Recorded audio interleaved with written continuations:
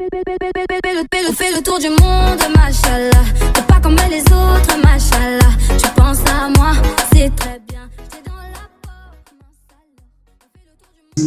porte, En fait, parler de moi, la personne qui a su parler de moi, bien qu'il me connaît très bien, c'est une journaliste française qui s'appelle Muriel, dans Jeune Afrique. Donc, qui parlait de soi-même, c'est un petit peu gênant, mais elle a parlé de moi. Donc, moi, j'ai quitté le Congo à l'époque de mon retour, qui m'avait arrêté. Et j'ai passé toute ma vie en France. J'ai fait toutes mes études en France, à l'Institut Pasteur. Je suis cherché formé à l'Institut Pasteur. Donc, j'ai travaillé à l'Institut Pasteur, j'ai donné cours en France. Puis après, pour des raisons propres, j'ai décidé de revenir. Je ne sais pas si c'est heureusement ou malheureusement, j'ai décidé de revenir. J'ai travaillé avec le professeur Mouliembé à l'UNRB et nous avons eu des conflits d'intérêts. J'ai quitté l'UNRB. Dans des conditions assez dramatiques pour me retrouver ici grâce à quelqu'un qui m'a sauvé, qui est sénateur, que je n'ai pas envie de citer son nom. Là, je me suis trouvé à Lubumbashi, professeur à Lubumbashi.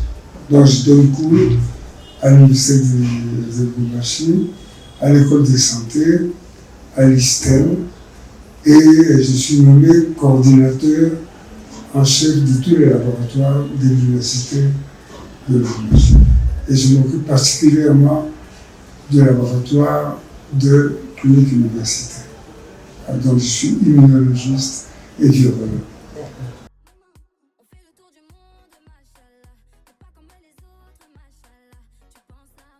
D'accord. Pour commencer à parler de mon époque, je vais vous dire qu'on parle, par votre introduction, sur le Covid. Okay. Nous avons mis en place un traitement pour le Covid. Et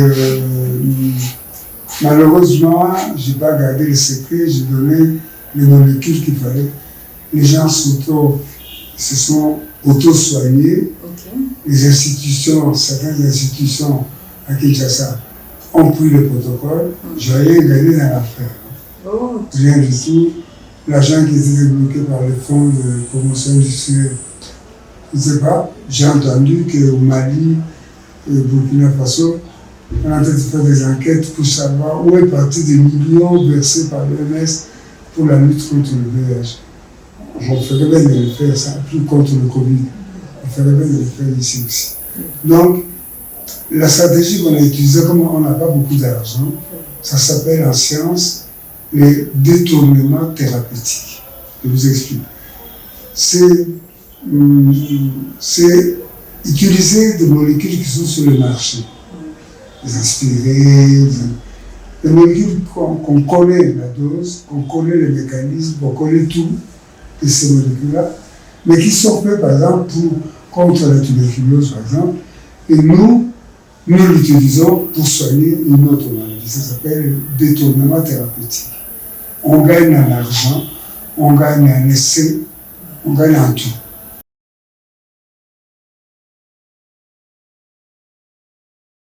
Bon, donc revenons à notre variole des singes. Oui. Je pense que la question précédente que vous deviez me demander, c'était comment cette variole est apparue, comment tout d'un coup c'est devenu aussi important dans le monde alors que c'était limité qu'en Afrique. Et pourquoi? Parce que les Blancs, jusqu'à présent, ils n'étaient pas conservés pour la variole. Ils ont fait un vaccin contre la variole. Tous les gens qui ont plus de 40 ans ont été vaccinés contre la variole. Et on a éradiqué la variole sur la planète avec le vaccin. 40 ans après, apparaît le frère de la variole, plus dangereux que lui-même. Donc c'est pour ça que mon approche à moi n'est pas une approche de vaccin, ce n'est pas une approche d'anticorps. Mon approche, c'est le médicament qui booste le système immunitaire. Parce que la variole des singes vous ne le savez pas, la variole est utilisée souvent dans la guerre pathologique. Pourquoi? Parce que ces virus échappent au système immunitaire. Et ces variole peuvent manger, inclure en soi, dans son génome, les autres maladies. Donc on l'utilise souvent pour la guerre pathologique. C'est un virus très dangereux, aussi dangereux, mais plus dangereux que d'autres virus comme le Covid ou les autres. Parce qu'il échappe complètement au système immunitaire. Donc, notre démarche a été de booster le système immunitaire, d'empêcher les virus de variole de singe de détourner le mécanisme du système immunitaire. Que ce soit le système immunitaire inné ou que ce soit le système immunitaire adaptatif.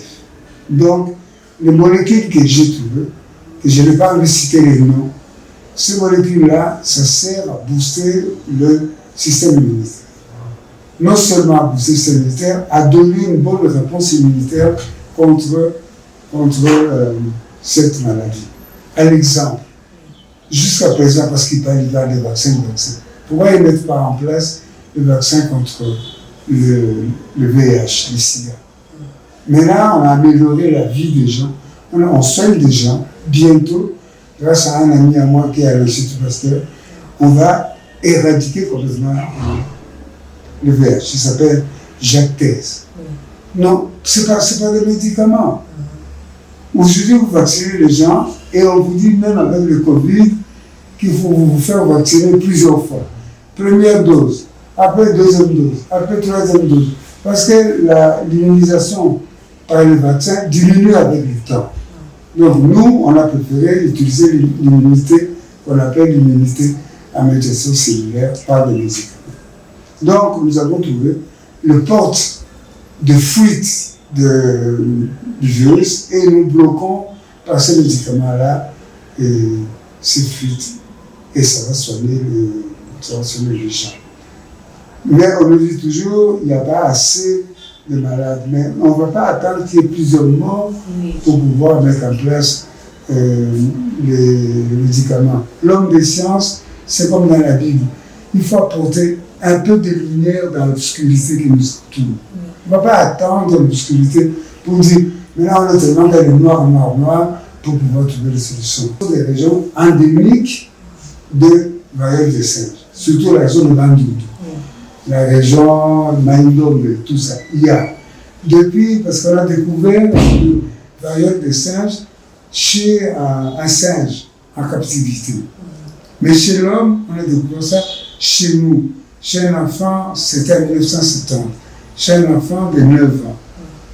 Et puis, chaque année, depuis 1970, on a des cas toujours dans le Maïndombe et tout.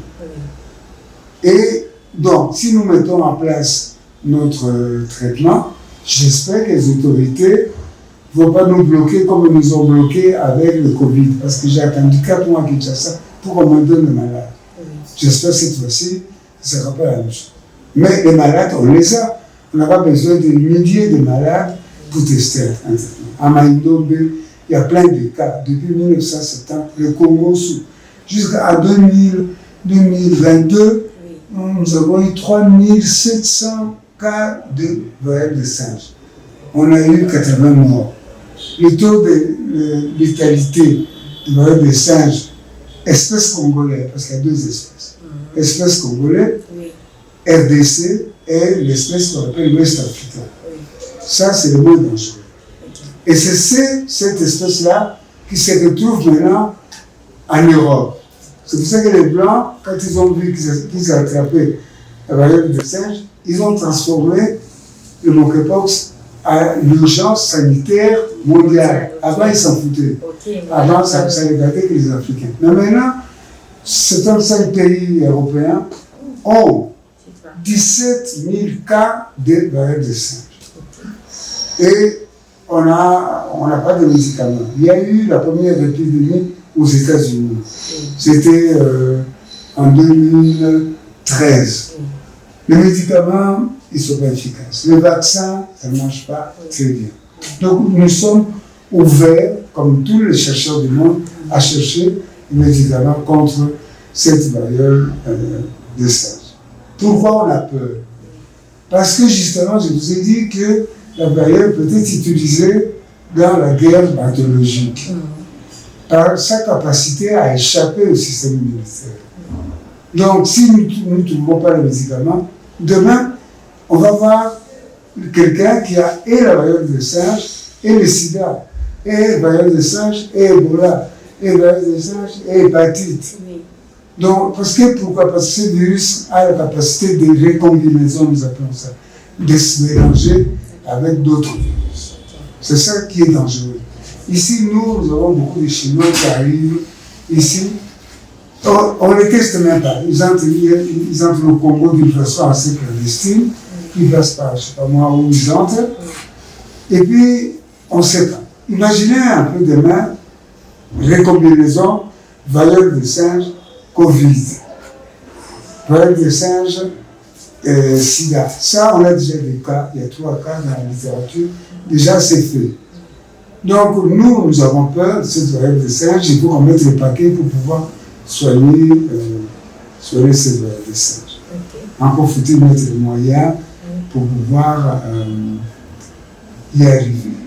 Parce que le Covid a été financé par fonds propres. C'est ma fille qui a financé le protocole, plus un gouverneur qui m'a aidé un peu, mais l'État congolais n'a pas investi dans cette lutte.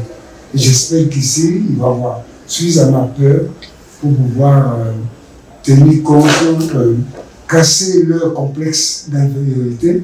C'est pas parce que c'est fait par les Congolais, c'est pas parce que c'est fait avec des médicaments nécessairement que ce n'est pas congolais. L'intelligence est congolaise. C'est tout. On ne devrait pas, c'est pas parce qu'on met les arachides avec le poisson et tout ça pour soigner les gens et ça devient congolais. C'est pas ça du tout.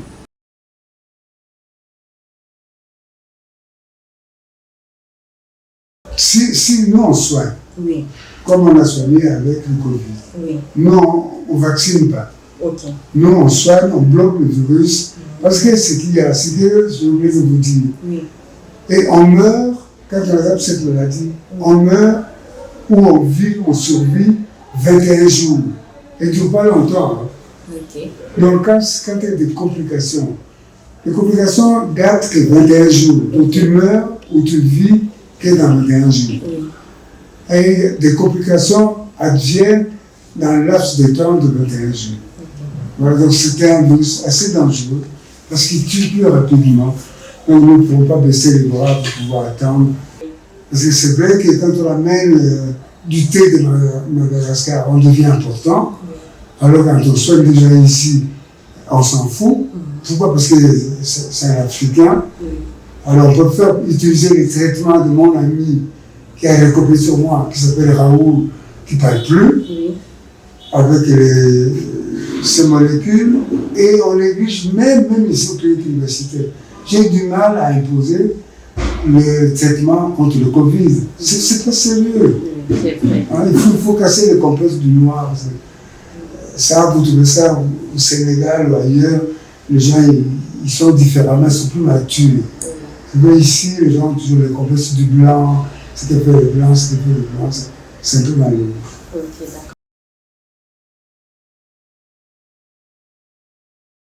Je travaille depuis des années sur la maladie du sommeil. Ça s'appelle la trypanosomase humaine africaine, la maladie du sommeil. Et à l'époque, il y avait un secrétaire général à la santé à qui j'ai soumis ça. Puis il a voulu faire du copier-coller et ça n'a pas marché parce que l'original, c'est pas le copier-coller. Mais après, pas après, mais en même temps que le monkeypox, les singes, nous travaillons en même temps aussi sur la maladie du sommeil. Aussi, et on peut espérer voir ces remèdes-là contre cette maladie-là. Les remèdes de maladie du sommeil existent déjà, je dis. C'est mon travail antérieur. Ok, il existe déjà sur le marché, c'est ça? Non, il n'est pas sur le marché. Non, il sera sur le marché quand? Ça sera quand j'aurai toutes les autorités du Congo d'abord. Ok, donc... Parce que je ne comprends pas. Donc votre labo est déjà prêt alors? Pourquoi on n'a pas vendu les traitements qu'on appelle Bela et Noulou de l'université. Parce que l'homologation, c'est un État qui demande l'homologation. Si l'État congolais n'homologue pas les traitements, qui voulez-vous d'autre qui va vendre? Merci, M. Zedam. On a reçu pour vous le docteur Michel Balaka Ekolanga, virologue de la République démocratique du Congo. Au revoir et on se retrouve pour un prochain numéro des Sujets by Raissa. T'es pas comme les autres, machallah. Tu penses à moi, c'est très bien. J'étais dans la